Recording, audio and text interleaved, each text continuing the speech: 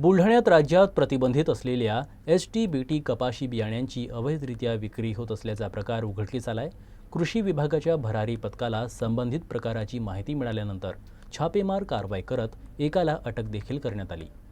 काल दिनांक 11 जून 2025 रोजी जळगाव जामोद तालुक्यामध्ये एका इसमाकडं STBT या बियाण्याचा साठा असल्याबाबतची माहिती आपल्या भरारी पथकाला मिळाली होती आणि त्यानुसार आपले जिल्हा गुणवत्ता नियंत्रण अधिकारी, उपविभागीय कृषी अधिकारी, तालुका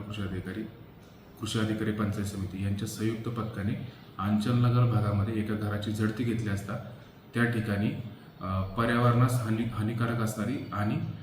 कायदेशीरदृष्ट्या अनधिकृत असणारी STBT कापसाची 59 पाकिटं आपल्याला त्या ठिकाणी आढळून आली।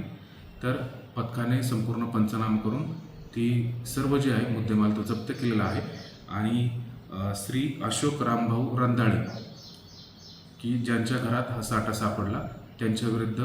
जळगाव जामोद पोलीस ठाण्यामध्ये प्रथम खबरी अहवाल हा वर्ग करण्यात आलेला आहे।